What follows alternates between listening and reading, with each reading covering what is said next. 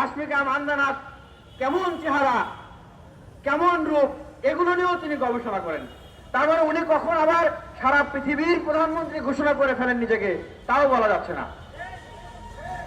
যিনি হাজার হাজার মানুষের সামনে ঘোষণা দিয়েছেন তার 14 গোষ্ঠী আওয়ামী লীগ করেছে, আমরা মনে করি যে তার 14 গোষ্ঠীর সেই কুষ্টিয়াতে থাকার কোনো অধিকার নাই। সেই 14 গোষ্ঠীকে সাইজ করা দরকার। যে আওয়ামী লীগের 14 গোষ্ঠী নিয়ে তিনি নিজেকে প্রধানমন্ত্রী মনে করেন, তিনি কাউকে সম্মান করেন না, সবাইকে তুচ্ছ তাচ্ছিল্য করেন। তিনি বললেন গণ অধিকার পরিষদের সভাপতি সাধারণ সম্পাদক ছাড়া বাংলাদেশে আর নাকি নেতা কর্মী নাই। আর যদি নেতা কর্মী না থাকে তাহলে আপনি রাতে যে লাইভ করলেন, সংবাদ সম্মেলন করলেন, আপনার উপর তাহলে কারা হামলা করলো? উনি লাইভে এসে তাহা মিথ্যা কথা বললেন। তো ভাগ্যটা ভালো যে টুপিটা নামিয়ে রেখে তিনি মিথ্যা কথাগুলো বলেছেন।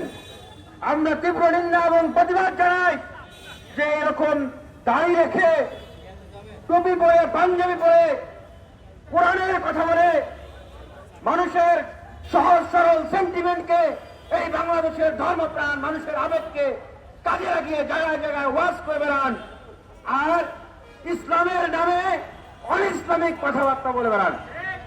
উনি কি বলেছিলেন যে শেখ হাসিনা ডিজিটাল বাংলাদেশ বাস্তবায়নে যারা কাজ করবে না তারা নাকি জান্নাতে যাবে না।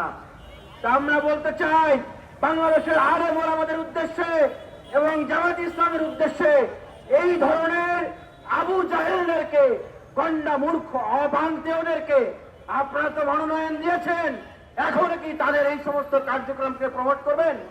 আলেম ওলামাদের কাছে জানতে চাই, যারা ওয়াজের ময়দান থেকে মানুষকে নাস্তিক ঘোষণা করে, ওয়াজের ময়দান থেকে জান্নাত জাহান্নামের সিদ্ধান্ত দেয়, তারা কি আসলে নাস্তিক, মুরতাদ, কাফের না তারা আসলে মুসলমানের কাতারে রয়েছে?